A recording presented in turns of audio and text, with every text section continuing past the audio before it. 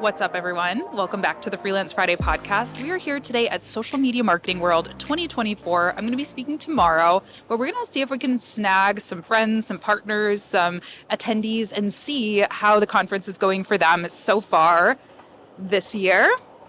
So let's get to it.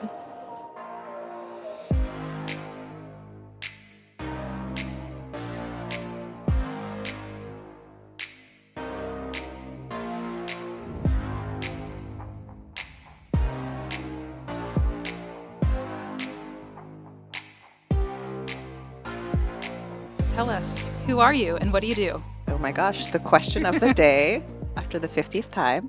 I'm Valeria. I am a social media manager as well as a UGC creator. So we're here at Social Media Marketing World 2024. Tell me what social media marketing trend or, format or practice you're most excited for this year. Ooh, it's funny that I'm speaking to you, but I'm like, I wanted to delve into like long form. Short form is great. I love it. But I feel like I have a lot in my mind and brain and I can just ramble on. So it's hard to get it into like 60 seconds or less. Yep. So utilizing long form and then Opus is here. So I just saw the chat with AI, 50 different types of AI tools that you can use in your social media marketing. So definitely leveraging that to use in social media. So Yeah, that's awesome. I'm Anniston. I am the US marketing manager at Metricool. And I also do a little bit of SEO and copywriting. Amazing. Tell me about, we're here at Social Media Marketing World. Tell me what social media marketing trend you're most excited for in 2024. Ooh. No pressure. Think the transition back to long form content is most exciting, especially for copywriters who, spend a lot of time in their content. And I hope that, that means more people will read articles again. Yeah. So are you, for Metricool, are you like writing articles, blogs? You guys came out with a few amazing studies, right? So tell us a little bit about like how you guys are investing in SEO. Yeah. So we definitely, want to promote our tool, but also give education for marketing, social media, and then obviously the analytics of what's happening in the networks. So I think that's been really important of providing our audience with the resources and the education behind, the marketing and the social media. So we don't just give them a tool and they don't really understand it. So yeah. Ashley Baker, and I have a social media management business called Lavishly Social, and I'm based in Canada. Amazing. Yeah. Amazing. Yeah, we've known each other a little bit on social media for a few years now, probably. Yeah, so it's totally. so cool to meet in person. Yeah, it's amazing. Tell me, what is like a social media trend or format or platform? Just what are you excited about in the world of social media marketing right now? I think reels. I really, really love to create reels. I kind of go through like creative stages where I'm just like, okay, like I want to just, I'll just batch create when I'm just feeling the vibe. And I like to do funny ones, lip syncing, and kind of like throw that in between. I know B-roll content is like amazing right now and it's doing really well. So it's just kind of like having that balance between the two. Yeah, I love it. You're good at them. Oh, thank you. Yeah. What have been some big takeaways for you? I know we're still kind of early in in day one, but anything like really stand out to you from the talks you've been to so far? It's been more the talks outside of the actual events. I think that's the connections that we're building here, chatting with people. There's so much to take in. It's really overwhelming. If you have like, I don't know, the all access pass, I don't have my thing on right now, but you can always rewatch them later. Is the connections and the people connection that you can't have on demand. So there's that, and learning from people's stories. Yeah, for sure. I know you guys are a sponsor, so you've been probably on the exhibitor floor a lot, but have you been able to catch any of the sessions so far? Yeah, I went to Jessica Stanberry's this morning for YouTube thumbnails, which was amazing.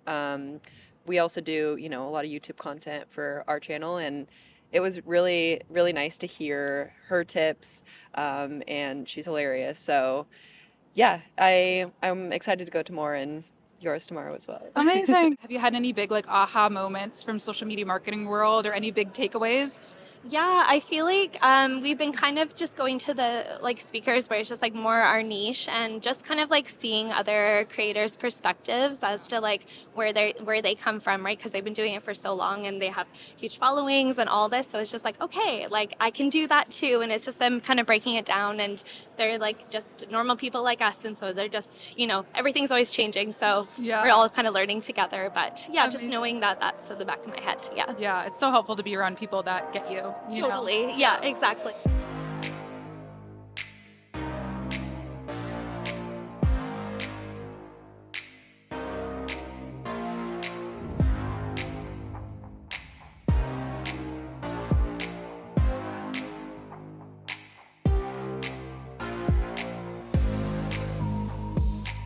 So, day one themes that I've heard over and over again are long form content. A lot of people are wanting to take the life of their short form videos and extend that, which is actually what I'm talking about today in my session, which is all about the video marketing flywheel, using short form and long form videos together to really tell your story, get more conversions, more leads, all the things.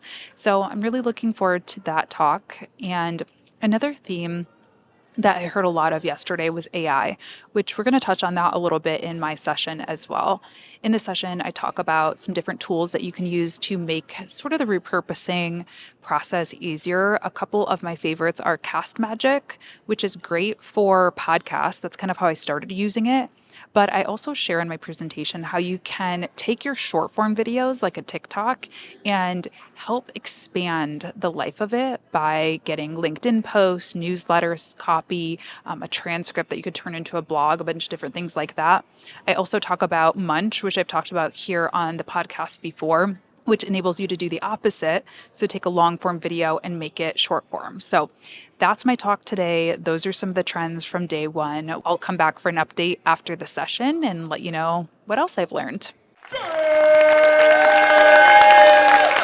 you. Oh my gosh. Can I get that as like my alarm clock or something? Can I need you to record that for me, please? That was amazing. Thank you so much for being here. This is so fun.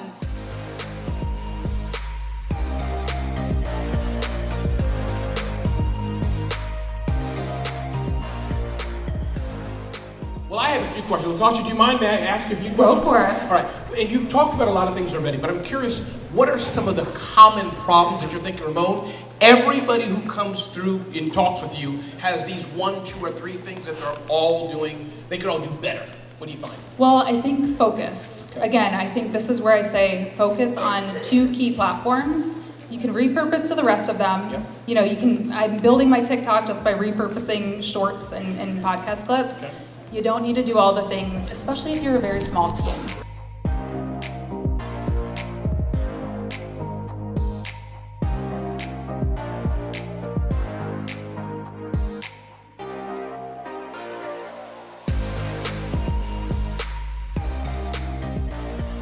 And I'm back with some notes. All right, so I already told you that AI was a big trend at social media marketing world. No surprise there, right? There was a session called 50 AI tools or something like that that you can use with your marketing, which is wild. I didn't even know that many AI tools existed. Now, with that said, well, I also heard a lot of excitement about AI and a lot of tools mentioned and things like that. I also heard a lot more hesitancy or smart questions about AI that I think I heard last year at this time, which is interesting. And you all know that I've got questions for sure. When it comes to generative AI, super generative AI, like let's create something out of nothing, or the potential for, issues, scams, things like that. A lot of people did have questions. Both I heard about it in sessions, but also just talking to other creators personally. So I think that's good. I think the kind of novelty of AI, I don't want to say it's worn off, but people are thinking a little bit more strategically and saying like, what does this all mean? And how can we really use this ethically and in a meaningful way? So that's a good thing, if you ask me. Second big trend I also talked about a little bit, but long form content. A lot of people that I talked to said that they were looking forward to this, that they had this, on their list as something that they knew they needed to do. Kenya Kelly, she is a TikTok educator. She is fantastic. Also, I got to meet her and she is wonderful. Side note, but she taught a session all about converting TikTok followers over to an email list. And so, this idea of either long form content or just email funnels or whatever that is, I think people are again kind of understanding, all right, we had this novelty of short form content at this time last year. We were all so excited by it. But what does it all mean? How do we actually make it all work together to, impact our business's bottom line? And I think people are really thinking about that. That's what my session was all about as well. I'll give you kind of like the long story short of it. So it was about using short form content and long form content together. And my theory on it is that short form content is good for a couple of things. One, it's good for attracting people, getting people's attention, getting eyeballs on your name, on your accounts, and all that. It's also good for those quick kind of impulse, low ticket purchases. So if I've got a $10 book that you can buy on Amazon, I know so many friends, so many author friends who are absolutely crushing it on Book Talk because it's just so easy. It's so low ticket. It's kind of a no-brainer product. Same thing. I have a lot of friends who do UGC for TikTok for cosmetics brands, things that are, under $50. They fly off the shelves on those platforms. However, for something like coaching or consulting or a marketing agency or online education or even a podcast, like listening to somebody's advice week after week, that relationship is really built via long form content. In most cases, I'm not saying you can never build it through TikTok or Instagram or something, but I really think nothing compares to the relationship that's built on a longer form platform, ideally a longer form video platform like YouTube. And I think a lot of short form creators are starting to realize this, and creators overall are kind of realizing that we've got to be able to make the two work together, because while YouTube is great for relationship building, it's not necessarily as good as TikTok or Instagram Reels or YouTube Shorts even at attracting a new audience for me. So I've got to be able to repurpose this content, create new content for those other platforms, and kind of make it all work together and get people to join my flywheel, which was what my session was all about. Okay, LinkedIn was another big trend. I heard about LinkedIn so much over the course of the 3 days of the conference. Michelle J. Raymond, she taught a class on LinkedIn. I think there was one other session on LinkedIn that I wasn't able to catch, but we were actually talking at the speaker party about it as well. And I was just telling her, I was like, I think LinkedIn is really having a moment right now. It's where I have gotten most of my leads already this year. And I teach freelancers, and I'm always trying to encourage them to scoot over to LinkedIn. And, one of the things that I think people are hesitant about, why they're hesitant to get on LinkedIn, is because of this kind of stigma of LinkedIn. Or let me rephrase. I think I hear from a lot of people that I'm afraid to get on LinkedIn. It intimidates me. I don't know what to say. I don't want to sound stupid. And I think that going deeper is because of this stigma of LinkedIn, that it's like very like sales bro, or that it's just very polished and professional. Most of us get on LinkedIn to upload our resume and apply for traditional jobs. So it's kind of like, how do I build a personal brand on LinkedIn?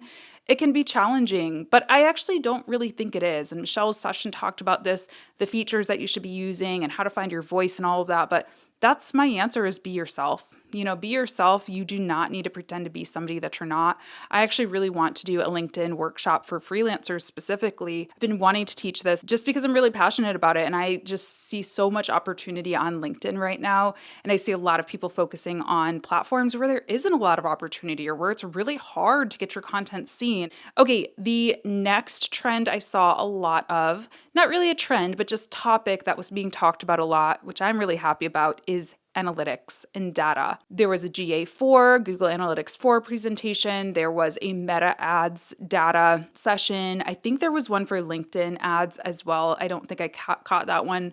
But also just the sponsors that were on the floor. It was interesting because a lot of them had a data element and were really, leading with that data element as well.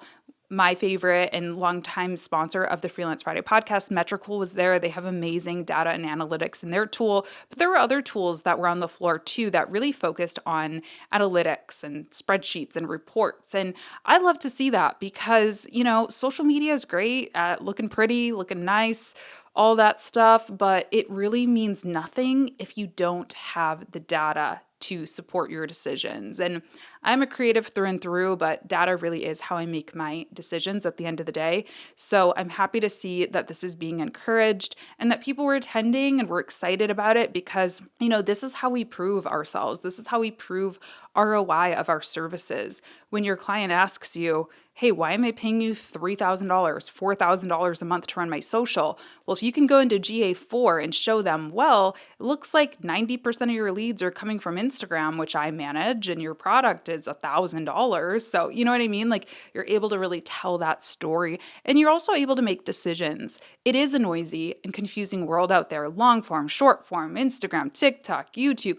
Like, how do you know which platforms to really focus on, especially if you're a small team? And my answer is data. I can look at my GA and see, yeah, most of my leads are coming from YouTube. And by most, I mean like 90%.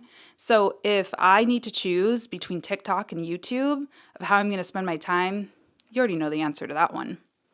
And the last trend that I want to talk about was more of just the conversations that I was having with other speakers and with some of the brands. I see this trend for long-term partnerships popping up, which I am very, very excited about. So in the creator world, you can get a sponsorship and do an ad read for a brand, and it's one and done. You get paid for it, boom, boom, boom.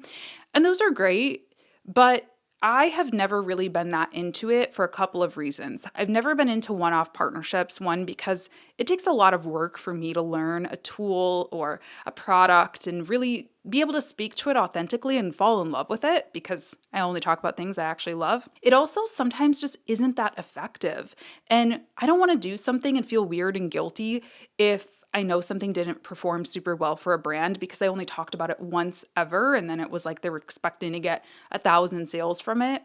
We know as marketers that products or services, we need to talk about them multiple times before an audience starts to take action on them.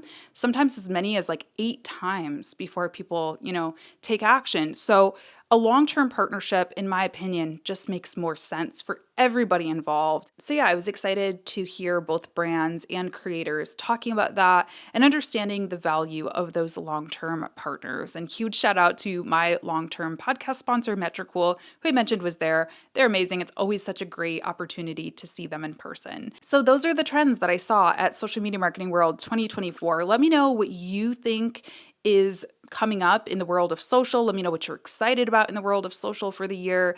And let me know if you have any questions about any of this stuff as well. Thanks for being here, and I hope you have a great rest of your day. Bye.